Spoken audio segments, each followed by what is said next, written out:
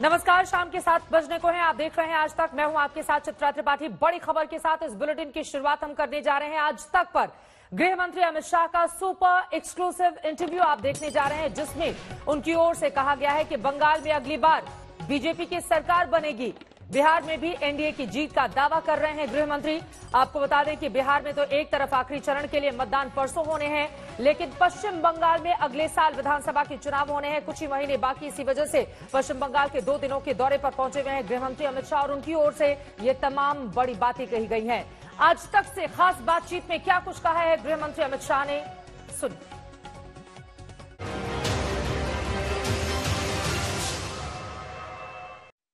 देश के गृह मंत्री अमित शाह बंगाल के 2 दिवसीय दौरे पर हैं, लेकिन आखिरकार क्या होगी आगे की रणनीति और राजनीति, इस पर बात करने के लिए खुद गृह मंत्री बांकुड़ा के इस चतुर्दी गांव से हमारे साथ जुड़ रहे हैं आज तक पर। क्या कहेंगे, ये अब चुनावी बिगुल है? क्योंकि अब चुनावी मिजाज में अमित शाह बंगाल में उतर रहे हैं। नहीं, ऐसा नहीं है। आज मेरा भारतीय जनता पार्टी की संगठनात्मक बैठकों का ही दौरा था, मगर जिस प्रकार का वातावरण मैंने यहाँ हेलीपैड से हॉल तक, हॉल से परिवार के घर तक, रोड पर देखा है, मुझे लगता है पॉलिटिकल पार्टियों से बंगाल की जनता को चुनाव की जल्दी है और परिवर्तन करने की जल्दी है। जिस तरह की भीड़ मैं देख रहा हूँ रोड पर, जहाँ जाते हैं वहाँ पर, वो एक प्रकार का गुस्सा दिखाती है अभी के शासन के खिलाफ। एक और तो ममता जी के शासन के प्रति आक्रोश है, गुस्सा है, और दूसरी आंख में मोदी जी स्थिति को सुधार सकते, इसकी भरोसा और आशा भी दिखाई पड़े। बंगाल में हम जिस तरह से देख रहे हैं, अभी चुनाव 6 महीने 7 महीने दूर हैं। बिहार में चुनाव चल रहे हैं, लेकिन आप प्रचार के लिए नहीं गए। बंगाल ही क्यों? ऐसा नहीं है, मुझे 5 तारीख के बाद ही दौरा करना था, तो वहाँ चुनाव ऑलमोस्ट आज समाप्त हो रहा है, तो और यहाँ ये दौरा पहले से मेरा लगा हुआ था, तो कैंसिल करने की जगह मैंने कंटिन्यू करा।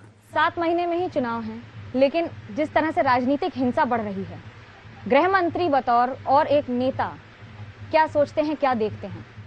देखिए, मैं बतौर गृह मंत्री तो कुछ कहना नहीं चाहता। वो तो एक एडमिनिस्ट्रेटिव प्रक्रिया होती है, संवैधानिक प्रक्रिया होती है, परंतु मैं भारतीय जनता पार्टी के नेता के नाते जरूर कहना चाहता हूँ, जब से बंगाल में भारतीय जनता पार्टी अपना पैर पसार रही है, तृणमूल कांग्रेस के कार्यकर्ताओं ने भारतीय जनता पार्टी के कार्यकर्ताओं के साथ बहुत अत्याचार किए हैं, बहुत अन्याय किया है। 100 से ज्यादा कार्यकर्ता हमारे मारे गए हैं, और ये 100 में से 75 से ज्यादा एफआईआर में एक भी अरेस्ट नहीं हुआ है। तो इससे ज्यादा बड़ी विफलता शासन की हो नहीं सकती।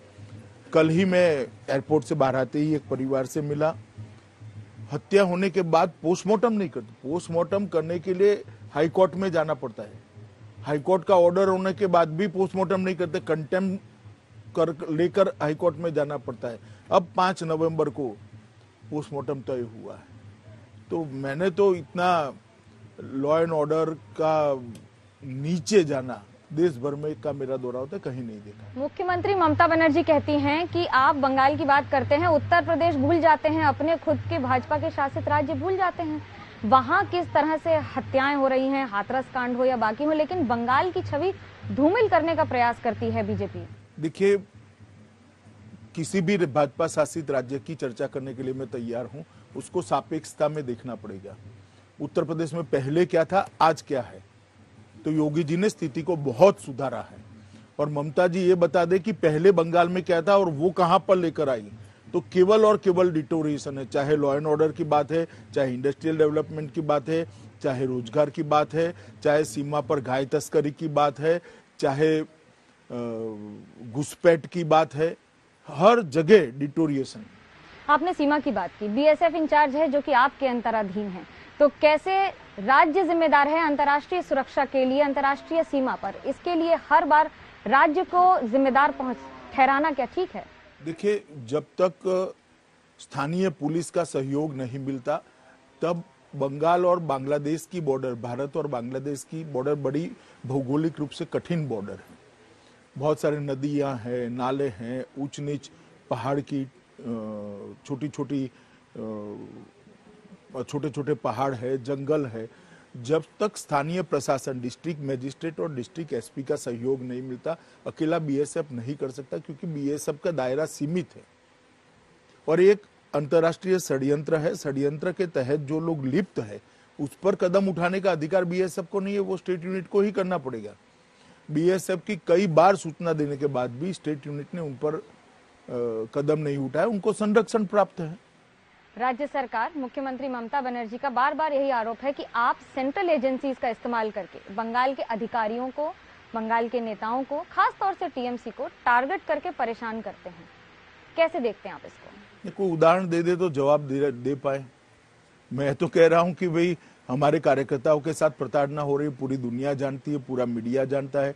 आप भी अगर फील्ड में घूमती होती तो आपको मालूम पड़ता। बैलेंस करने के लिए आप सवाल पूछो, वो तो ठीक है, मुझे जवाब देना पड़ेगा, परंतु आपको भी स्थिति मालूम है कि बंगाल के अंदर भारतीय जनता पार्टी के कार्यकर्ताओं पर बहुत अन्याय हो रहा है, अत्याचार हो रहा है, जाने भी जा रही है। बंगाल के राज्यपाल जगदीप धनखड़ साहब ने आपसे अभी मुलाकात की थी, 356 की भी बात चल रही है। बतौर गृह मंत्री 356 के लिए आपको क्या लगता है कि बंगाल में ऐसे हालात हैं?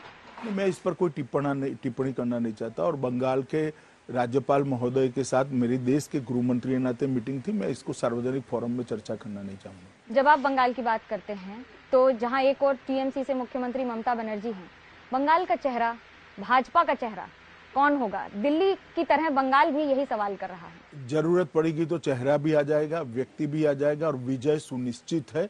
2/3 बहुमत के साथ भारतीय जनता पार्टी यहाँ सरकार बनाने जा रही है। ममता दीदी इसको रोक नहीं सकती। सौरव गांगुली से बातचीत हो रही है? नहीं, अभी तो मेरी किसी से बातचीत नहीं हुई। हम बहुत सारे प्रदेश जीते हैं जहाँ पर चेहरा नहीं था, जैसे यूपी 300 सीट जीते, 3/4 बहुमत आया, हमारा कोई चेहरा नहीं था। बिहार में चुनाव है, कैसे देख रहे हैं? क्योंकि 15 साल की एंटी इनकम्बेंसी को नेगेट नहीं कर सकते हैं, तो वहीं आंकड़े आपके तहत, आपके नजरों में क्या है? नहीं, हम बहुत अच्छे बहुमत के साथ बिहार के अंदर सरकार बनाने जा रहे हैं। नीतीश बाबू के नेतृत्व में जंगल राज का पूरा परछाई बिहार पर से गया है, और जब से मोदी जी आए हैं 6 साल से बिहार के अंदर बहुत सारे केंद्र, पहले जो अन्याय करता था यूपीए की सरकार, उसकी जगह मोदी जी की सरकार ने बिहार के विकास को बहुत आर्थिक मदद भी की है और रणनीतिक दृष्टि से भी बहुत मदद की है, जिससे बिहार ऊपर आए। और बिहार की जनता को इसका संज्ञान है। मुझे पूरा भरोसा है कि हम बहुत अच्छे बहुमत के साथ नीतीश जी के नेतृत्व में बिहार में एनडीए की सरकार बनने जा रही है। जब आप भीड़ की बात कर रहे हैं तो तेजस्वी यादव की रैली में लाखों की भीड़ आ रही है और 10 लाख की नौकरी भी उन्होंने वायदे कर दिए हैं उसके। कैसे देख रहे हैं इसको? क्योंकि भीड़, बढ़ती भीड़ क्या चिंता का विषय है आपके लिए? जरा भी चिंता का विषय नहीं है। देखिए, मैं इतना ही कहना चाहता हूं कि 10 लाख लोगों को सरकारी नौकरी देना, रोजगार देने की बात करते तो मैं समझ पाता था। सरकारी नौकरी देना, मुझे लगता है कि बिहार के बजट का आकार शायद उनको मालूम नहीं है। बिहार के बजट का आकार वो स्टडी कर लेते तो उनको मालूम पड़ता है, ये संभव ही नहीं है। मगर आज भी बिहार की जनता ना जंगल राज भूली है जो लालू जी के समय में थे, ना फिरौती करने वाले गैंग भूली है, ना नरसंहार भूली है, जिसमें 28, 30 लोगों को जाति के आधार पर हत्याएं कर दी जाती थी। ये सारी चीजें बिहार की जनता को जस की तस याद है, और मुझे पूरा भरोसा है। मेरे पास जमीनी फीडबैक भी है, मेरे कार्यकर्ताओं से बात होती है, जदयू के नेताओं से बात होती है। हम पूर्ण बहुमत के साथ जीतने जा रहे हैं। बंगाल में पक्षपात का आरोप आप पर लग रहा है कि आप अम्फन का पैसा बोलते हैं, भेजते नहीं हैं। केंद्र सरकार की स्कीम लागू की जाए तो पैसा दिया जाएगा। जीएसटी का पैसा ममता बनर्जी को नहीं भेजते हैं। कल मैं प्रेस कॉन्फ्रेंस में अम्फन का पूरा हिसाब किताब देने वाला हूं कि किस हेड के नीचे कितना पैसा हमने भेजा है। मेरा ममता जी से चैलेंज है, बाद में वो हिसाब दे दे कि इसमें से कितना तृणमूल कांग्रेस के कार्यकर्ताओं के पास गया, कितना जमीन में उतरा है। वो कह रही हैं कि आप यहाँ रैलियां कर रहे हैं और कोविड फैला रहे हैं, क्योंकि कोविड के पैंडेमिक कानून को ताक पे रख के भाजपा जानबूझकर बंगाल में। आपको मालूम पड़ना चाहिए, इतनी सीनियर पत्रकार को मेरी एक भी रैली नहीं है। पार्टी के लिए नहीं, भाजपा के लिए भी नहीं है। मेरा हॉल का कार्यक्रम है जिसमें 242 कार्यकर्ता अपेक्षित थे। 2 सीट छोड़कर एक कार्यकर्ता बैठा है। पूरे कोविड के नियमों का पालन किया गया है। रोड पर जो भीड़ स्वतः आ जाती है, स्वयंभू आती है, इसको मैं नहीं रोक सकता, ममता दी भी नहीं रोक सकती। और मेरा इनको इतना ही कहना है कि 1 महीने में आपने की हुई रैलियों का फोटोग्राफ और वीडियोग्राफी जरा सार्वजनिक कर दो।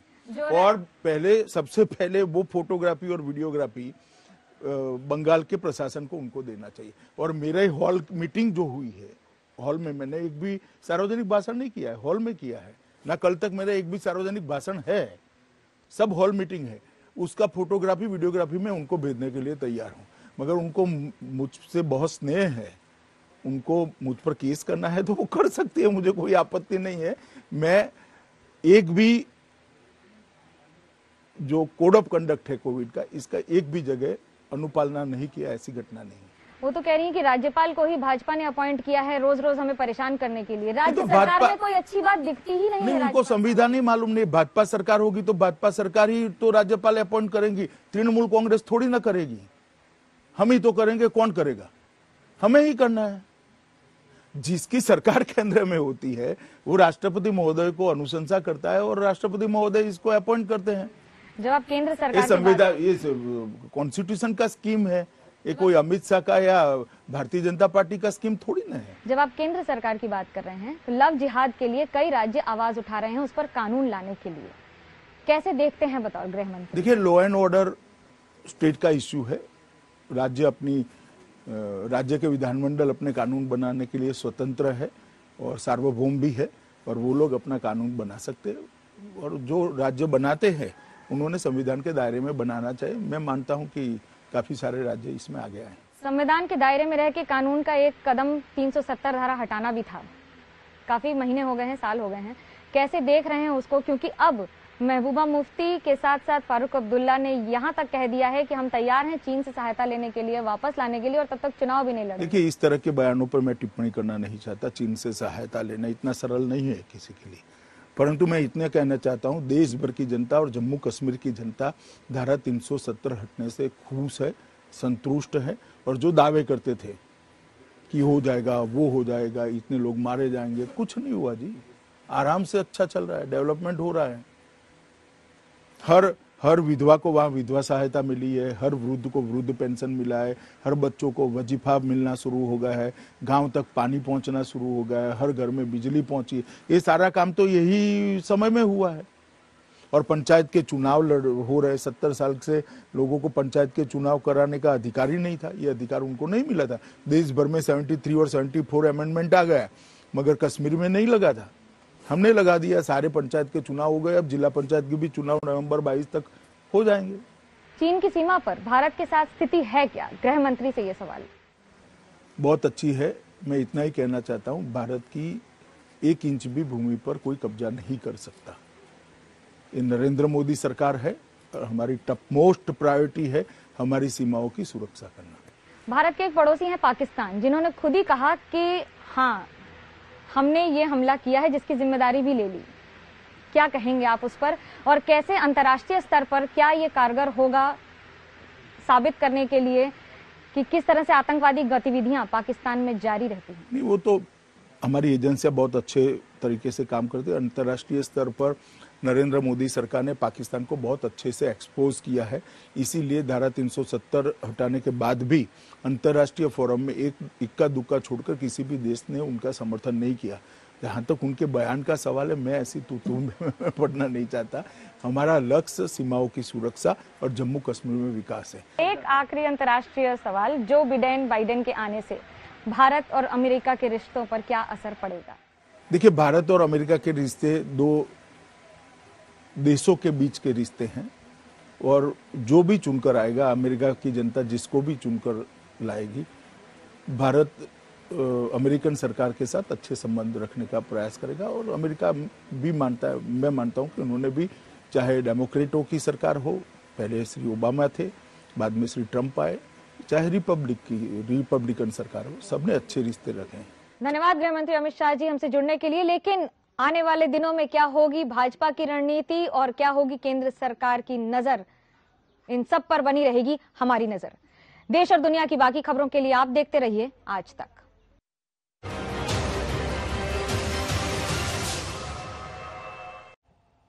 तो बिहार और पश्चिम बंगाल दोनों को लेकर जीत के दावे करते हुए गृह मंत्री का ये सुपर एक्सक्लूसिव इंटरव्यू आज तक पर आप सुन रहे थे।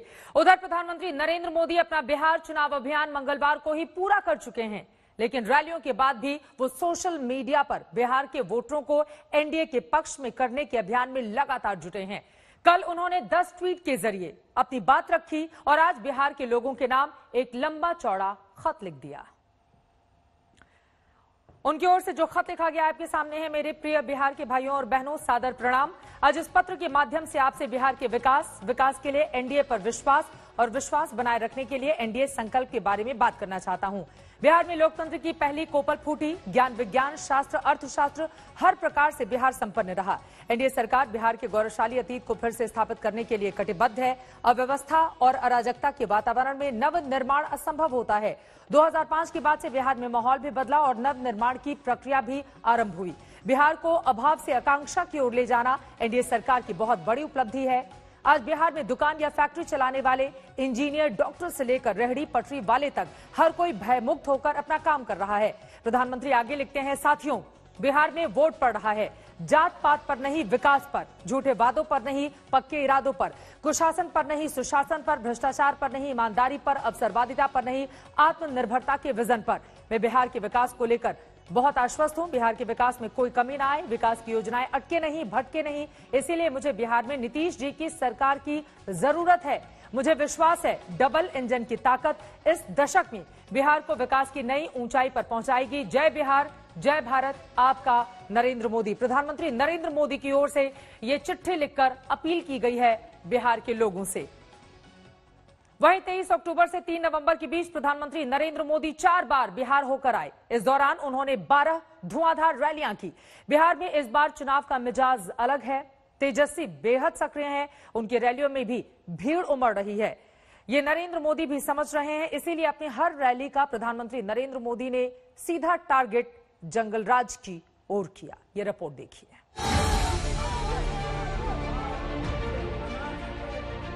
ये जंगल राज के युवराज से बिहार की जनता क्या अपेक्षा कर सकती? लालटेन का वो अंधेरा लौटता दिखेगा, उनके हौसले बुलंद हो जाएंगे।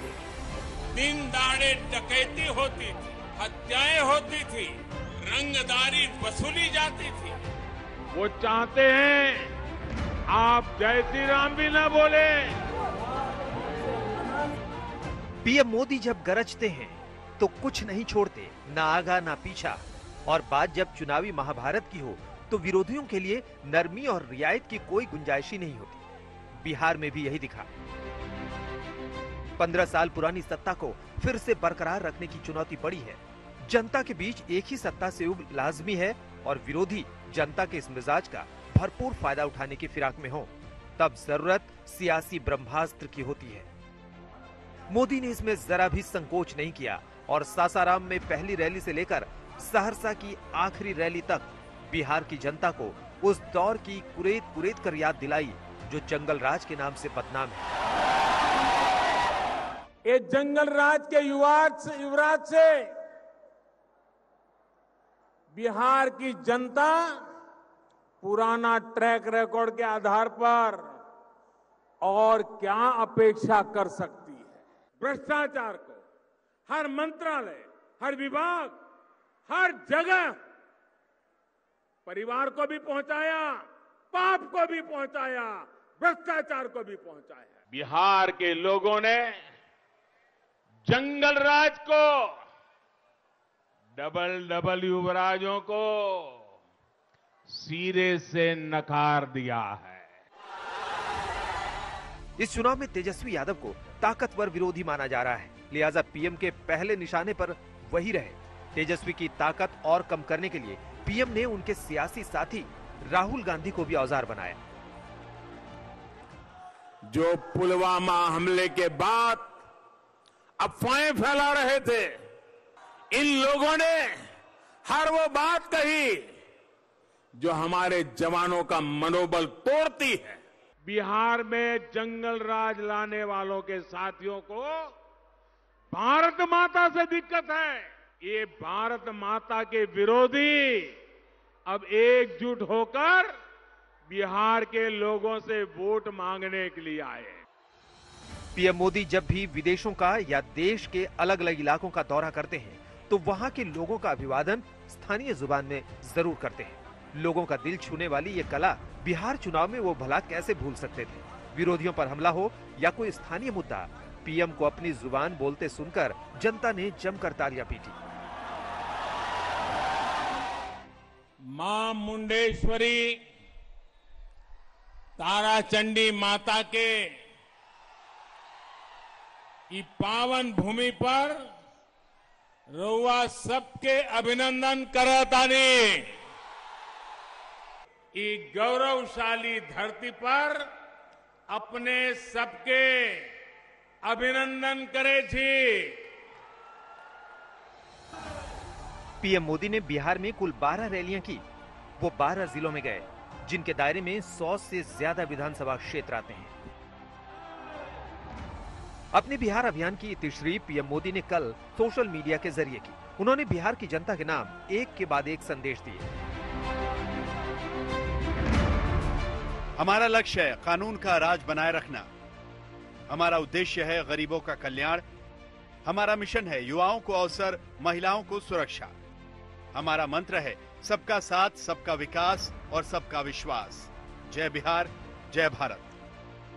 आज से बिहार में प्रचार अभियान भी खत्म हो चुका है। आखिरी दौर की वोटिंग के बाद 10 नवंबर को नतीजे हैं। उसी दिन पता चलेगा कि बिहार को रिझाने की पीएम मोदी की कवायद कितनी कामयाब रही। आज तक ब्यूरो।